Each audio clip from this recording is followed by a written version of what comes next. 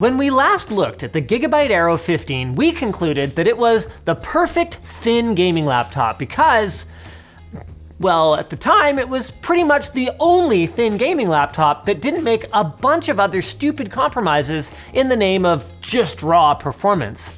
But since then, the field has opened up a fair bit, with Razer refreshing the blade, Alienware bringing out the M15, and Asus continually refining their Zephyrus lineup.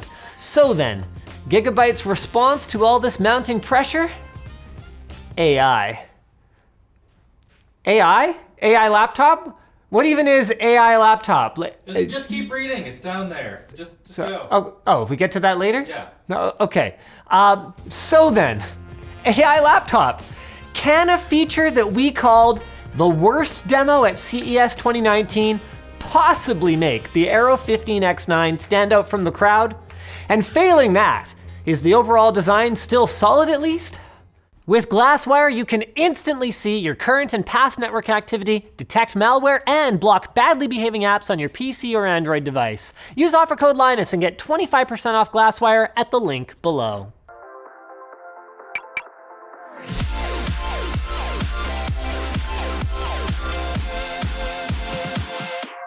Looking at the Aero 15, the overall design is reminiscent of the gaming laptops of several years ago, which I guess makes sense since it hasn't gotten a chassis update for about 2 years.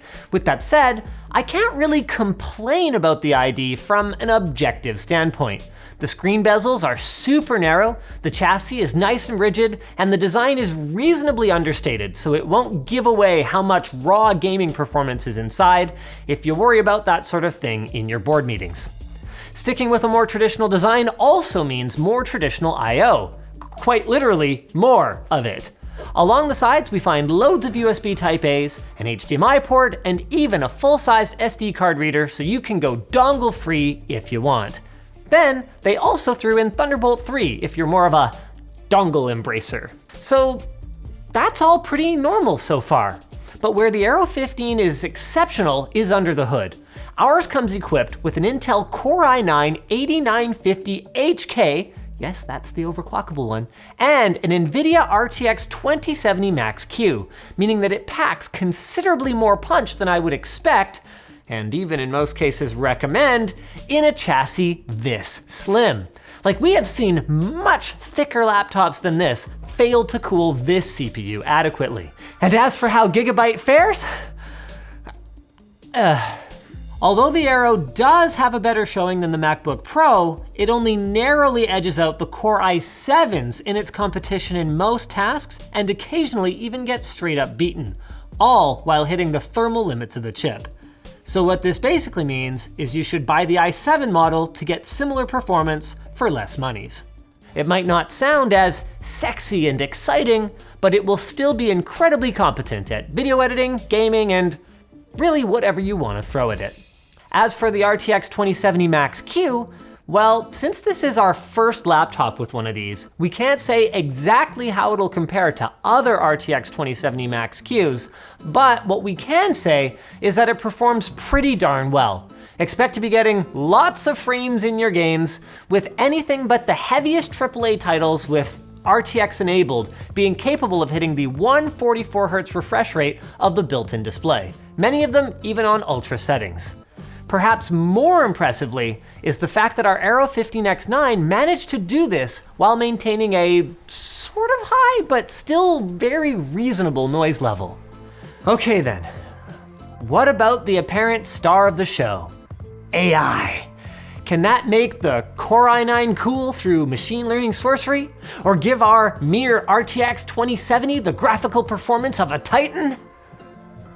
No. Actually, everything we've shown you guys so far has been with AI enabled. And unfortunately, contrary to the claims that Gigabyte was making back at CES, it does not give you any extra performance. But that doesn't mean that it's pure BS either.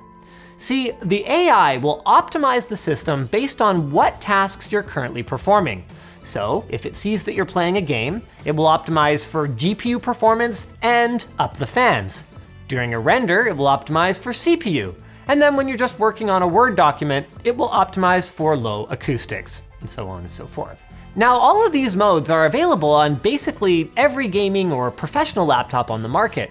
But according to Gigabyte anyway, 80% of users never bother changing the modes, which basically means that having AI enabled is not gonna be giving you 120% performance.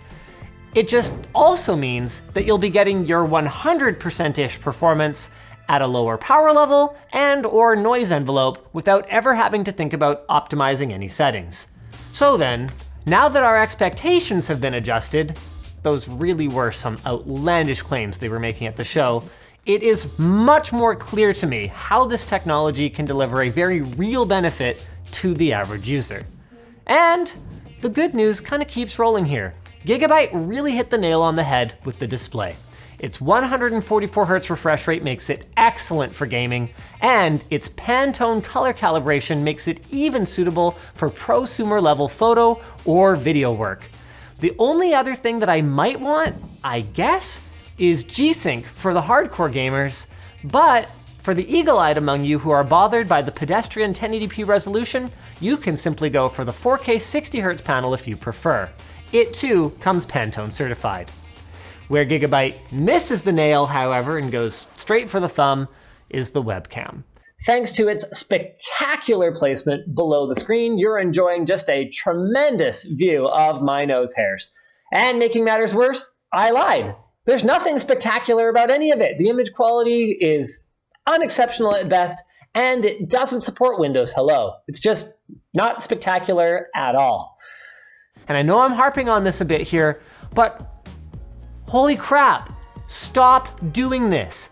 There are plenty of other solutions. The trackpad is all right though.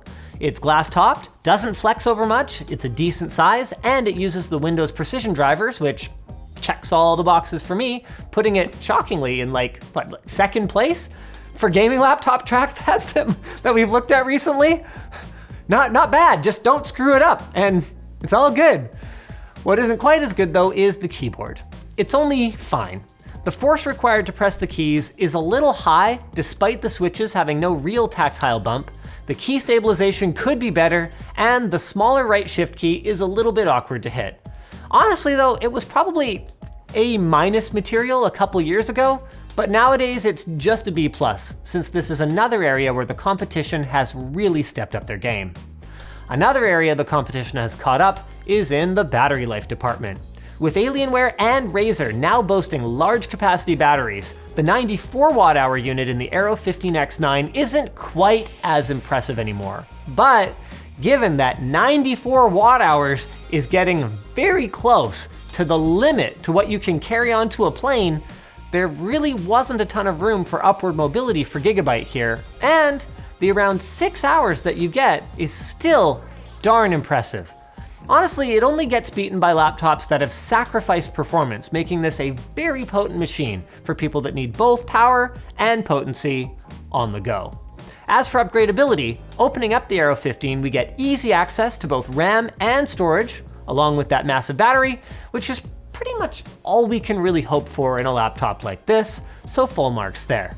And all that means the Aero 15 is sitting in pretty good shape here, standing up to basically every test we could think to throw at it, even if it didn't blow me away at any point.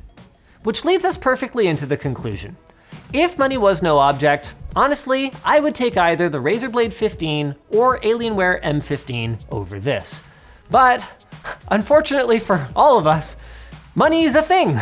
And this is where the Aero 15X9 really flexes. With our recommended config coming in at $150 less than the Alienware M15 and $250 less than the Razer Blade, with double the storage to boot, it's really hard not to get behind the awesome versatility of this unit from Gigabyte. So thanks to Joan for sponsoring this video. Their meeting room booking devices, well, make Booking meetings in your meeting rooms, a lot easier.